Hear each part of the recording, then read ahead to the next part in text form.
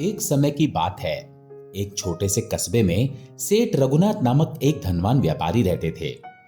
सेठ जी की गिनती कस्बे के सबसे सम्मानित और दानशील व्यक्तियों में होती थी। उनकी कपड़े की फैक्ट्री दूर दूर तक मशहूर थी और उनका व्यापार दिन दूनी रात चौगनी तरक्की कर रहा था। लेकिन सेठ जी का मन धन दौलत से ज्यादा भगवान की भक्ति में रमता था। वो अक्सर कहते, धन तो आता जाता रहेगा, पर भगवान का नाम अमर है। एक दिन सेठ जी ने सोचा कि क्यों ना अपने कस्बे में एक भव्य कथा का आयोजन किया जाए। उन्होंने प्रसिद्ध व्यास जी पंडित गोविंद शास्त्री को आमंत्रित किया, जो अपनी मधुर वाणी और भक्ति से भरे प्रवचनों के लिए विख्यात थे। सेठ जी ने अपने सभी मित्रों, रिश्तेदारों और कस्बे के लोगों को निमंत्रण भेजा। निमंत्रण में लिखा था, प्रिय मित्र, इस बार हमने श्री रामचरितमानस की कथा का आयोजन किया है। आप सभी सब परिवार पधारें और भगवान श्री राम के चरित्र का रसपान करें। निमंत्रण भेजते समय सेठ जी ने विशेष रूप से अपने सबसे घनिष्ठ मित्र हरिया को बुलाने का निश्चय किया। हरिया एक व्यस्त व्यापारी था, जिसके पास भगवान के भजन कीर्तन के लिए समय नहीं था। वो हमेशा कहता, सेठ जी, ये भजन वजन तो आप जैसे लोगों के लिए है। मेरे पास तो फैक्ट्री, व्यापार और परिवार की जिम्मेदारियों का बोझ है। एक सेकंड का समय नहीं मिलता। लेकिन सेठ जी को हरिया की चिंता थी। वे चाहते थे कि उनका मित्र भी भक्ति के मार्ग पर चले और जीवन का सच्चा सुख प्राप्त करे। कथा का पहला दिन आया। सेठ जी का विशाल प्रांगण रंग बिरंगे फूलों और तोरणों से सजा था। मंच पर व्यास जी विराजमान थे और उनके सामने श्री रामचरितमानस की भव्य प्रति रखी थी। पंडाल में सैकड़ों लोग बैठे थे और भक्ति का माहौल चारों ओर व्याप्त था। भजन मंडली सीताराम सीताराम सीताराम कहिए, जाहि विधि राखे राम, ताहि विधि रखिए गा रही थी। लोग मंत्रमुग्ध होकर भजन में डूबे थे। सेठ जी अपने मित्रों का स्वागत कर रहे थे। तभी हरिया अपनी महंगी गाड़ी से उतरकर पंडाल में आया। उसने जल्दीबाजी में सेठ जी को देखा और कहा, सेठ जी, मैं तो सिर्फ 5 मिनट के लिए आया हूं। फैक्ट्री में बहुत काम है। आपने इतना आग्रह किया, इसलिए चला आया। सेठ जी मुस्कुराए और बोले, हरिया भाई, 5 मिनट ही सही, मंच पर चलो, व्यास जी से मिलवाता हूं। हरिया अनमने मन से सेठ जी के साथ मंच की ओर बढ़ा। वो सोच रहा था, ये सेठ जी भी ना हर बार मुझे भजन कीर्तन के चक्कर में फंसाते हैं। मंच पर पहुंचते ही सेठ जी ने व्यास जी से हरिया का परिचय कराया। व्यास जी ने हरिया को गौर से देखा। उनकी आंखों में एक अलौकिक चमक थी, मानो वे हरिया के मन को पढ़ रहे हों। व्यास जी ने हरिया से कहा, हरिया जी, आप तो बड़े व्यस्त व्यक्ति हैं, लेकिन एक बात बताइए, क्या आप भगवान का भजन करते हैं? हरिया हड़बड़ा गया। उसने हंसते हुए कहा, महाराज, भजन करने का समय कहां, जहर खाने का भी वक्त नहीं मिलता। मैं तो बड़ी मुश्किल से 5 मिनट निकालकर आपकी कथा सुनने आया हूं। व्यास जी मुस्कुराए और बोले, हरिया जी, आपका व्यापार तो खूब चल रहा है, लेकिन अगर आप रोज 5 मिनट भगवान का भजन करें तो आपका व्यापार 10 गुना बढ़ जाएगा। भगवान का नाम लेने से न केवल मन शांत होता है, बल्कि जीवन की हर बाधा दूर होती है। हरिया को यह बात कुछ अटपटी लगी, लेकिन व्यापार बढ़ने की बात सुनकर उसके कान खड़े हो गए। वो बोला, सच में महाराज, बस 5 मिनट भजन करना है? व्यास जी ने कहा, हाँ, बस 5 मिनट। सुबह, दोपहर, शाम, रात, जब भी समय मिले भगवान का नाम लें। सीताराम सीताराम का जाप करें। देखिए आपका जीवन कैसे बदलता है। हरिया ने सोचा, 5 मिनट की बात है, ये तो मैं कर सकता हूं। उसने व्यास जी को प्रणाम किया और पंडाल से निकल गया। हरिया ने अगले दिन से भजन शुरू करने का निश्चय किया, लेकिन उसका दिन इतना व्यस्त था कि उसे भजन के लिए समय ही नहीं मिला। सुबह उठते ही फैक्ट्री के काम, फिर ग्राहकों के फोन, और रात को घर लौटते लौटते वो इतना थक जाता था कि उसे कुछ और करने की हिम्मत नहीं रहती थी। एक दिन सुबह जब वो बाथरूम में था, उसे अचानक व्यास जी की बात याद आई। उसने सोचा, यहां तो कोई डिस्टर्ब नहीं करता, क्यों ना यहीं भजन कर लिया जाए। बस हरिया ने उसी दिन से बाथरूम में भजन शुरू कर दिया। वो नहाते समय या अन्य कार्य करते समय जोर जोर से गाता, सीताराम सीताराम सीताराम कहिए, जाहि विधि राखे राम, ताहि विधि रहिए। उसे बड़ा मजा आने लगा। वो सोचता, ये तो कमाल का तरीका है, पेट भी साफ, मन भी साफ, दोनों काम एक साथ हो रहे हैं। हरिया का यह भजन रोज का नियम बन गया। वो सुबह बाथरूम में बैठकर भगवान का नाम लेता और मन ही मन खुश होता कि वो व्यास जी की बात मान रहा है।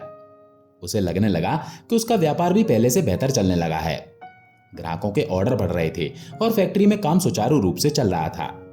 हरिया सोचता, व्यास जी ने सच कहा था, भजन में इतनी ताकत है। अब बात करते हैं हनुमान जी की। हनुमान जी जो भगवान राम के परम भक्त हैं, उनके लिए भजन कीर्तन की ध्वनि किसी अमृत से कम नहीं।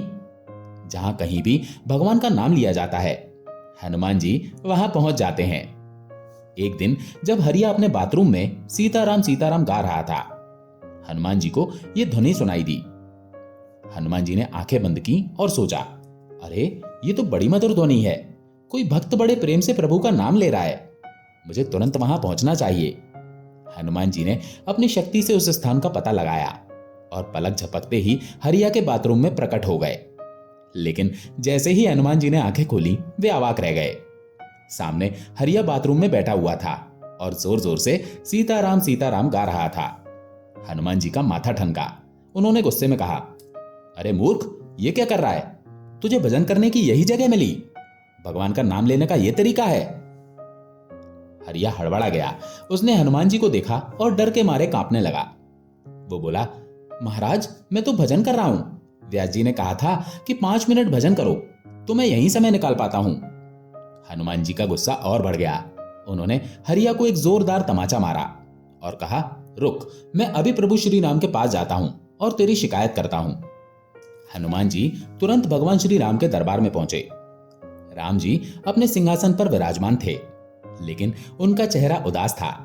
वे चुपचाप बैठे थे और उनकी पीठ में दर्द के कारण चेहरा मलिन पड़ गया था। हनुमान जी ने राम जी को प्रणाम किया और बोले, प्रभु, मेरे रघुनंदन, मेरे प्यारे श्री राम, मैं आपको एक विचित्र बात बताने आया हूं। लेकिन पहले यह बताइए, आप इतने उदास क्यों हैं? राम जी ने हल्की मुस्कान के साथ कहा, हनुमान, कुछ नहीं, बस ऐसे ही। लेकिन हनुमान जी कहां मानने वाले थे। उन्होंने कहा, नहीं प्रभु, आपको मेरी सौगंध, बताइए क्या बात है? मैं आपको दुखी नहीं देख सकता। राम जी ने आखिरकार कहा, हनुमान, मेरी पीठ में बहुत दर्द हो रहा है। हनुमान जी चौंक गए। उन्होंने कहा, प्रभु, पीठ में दर्द, ये कैसे हुआ? मुझे दिखाइए।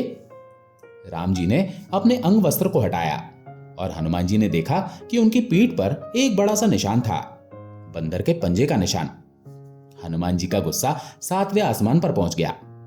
उन्होंने कहा, प्रभु, ये किस वानर की हिम्मत हुई कि उसने मेरे होते हुए आपको प्रहार किया?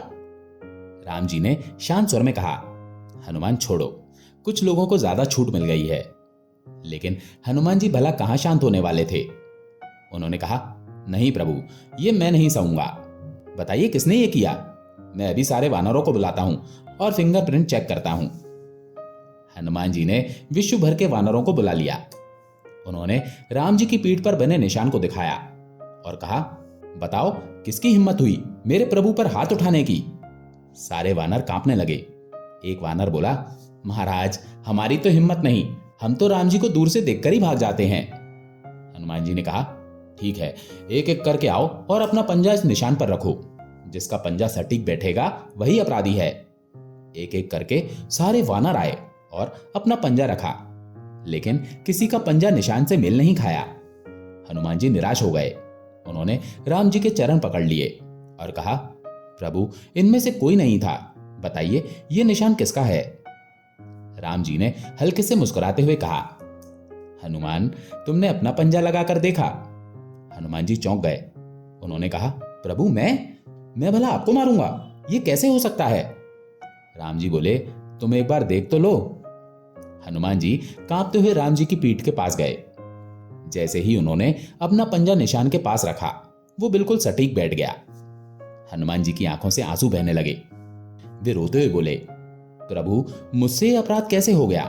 मैंने तो हरिया को तमाचा मारा था, क्योंकि वो बाथरूम में भजन गा रहा था। राम जी ने शांत स्वर में कहा, हनुमान, भक्त, भक्ति, भगवंत और गुरु, ये चारों एक ही स्वरूप हैं। जब मेरा भक्त मेरा नाम लेता है तो वो मेरा ही अंश बन जाता है। तुमने मेरे भक्त पर प्रहार किया तो वो दर्द मुझे लगा। राम जी ने आगे कहा, हनुमान, भक्ति का पहला मार्ग है समर्पण। जब भक्त अपना सर्वस्व मुझे अर्पित कर देता है तो उसका सुख मेरा सुख, उसका दुख मेरा दुख और उसका आनंद मेरा आनंद बन जाता है। हरिया ने भले ही गलत जगह भजन किया, लेकिन उसका मन मेरे नाम में रमा था। तुमने उसे दंड दिया, लेकिन उसका दुख मुझे सहना पड़ा। हनुमान जी ने रोते हुए राम जी के चरणों में सिर रख दिया। उन्होंने कहा, प्रभु मुझे क्षमा करें, मैंने आपके भक्त का अपमान किया। राम जी ने हनुमान जी को उठाया और कहा, हनुमान तुम मेरे परम भक्त हो, तुम्हारा प्रेम ही तुम्हारी भक्ति है। लेकिन ये याद रखो, मेरे भक्त का सम्मान करना मेरा सम्मान करना है। हनुमान जी ने हरिया के पास जाकर उसे समझाया। उन्होंने कहा, हरिया भजन का स्थान और भाव महत्वपूर्ण है। भगवान का नाम पवित्र है, इसे सही जगह और शुद्ध मन से लो। हरिया ने हनुमान जी की बात मानी और उस दिन से उसने सुबह उठकर भगवान का भजन करना शुरू किया। उसने अपने घर में एक छोटा सा मंदिर बनवाया और रोज 5 मिनट सीता राम का जाप करने लगा। हरिया का जीवन बदल गया। उसका व्यापार पहले से कहीं ज्यादा फला फूला। उसका मन शांत और प्रसन्न रहने लगा। अब वो नियमित रूप से कथा कीर्तन में जाता और सेठ जी के साथ भक्ति का आनंद लेता। एक दिन कथा के अंतिम दिन हरिया मंच पर गया और व्यास जी को प्रणाम करके बोला, महाराज आपके कहने से मैंने भजन शुरू किया। आज मेरा जीवन भगवान के रंग में रंग गया है। ये कथा हमें सिखाती है कि भक्ति का मार्ग सरल है, लेकिन उसमें शुद्धता और समर्पण जरूरी है। भगवान का नाम लेना केवल एक क्रिया नहीं, बल्कि मन का भगवान के साथ एकाकार होना है। चाहे 5 मिनट ही क्यों ना हो, अगर वे 5 मिनट सच्चे मन से भगवान को अर्पित किए जाएं, तो वे जीवन को बदल सकते हैं। राम जी का यह संदेश कि भक्त का दुख उनका दुख है, हमें यह सिखाता है कि भगवान अपने भक्त के साथ हर पल हैं। भक्ति का पहला मार्ग है सर्वस्व समर्पण। जब हम अपना सुख दुख, हानि लाभ और जीवन भगवान को अर्पित कर देते हैं, तो वे हमारे साथ साए की तरह रहते हैं। अंत में यह कथा हमें सिखाती है कि भगवान के दरबार में 3 चीजें सबसे महत्वपूर्ण हैं: तुच्छता, श्रद्धा और समर्पण।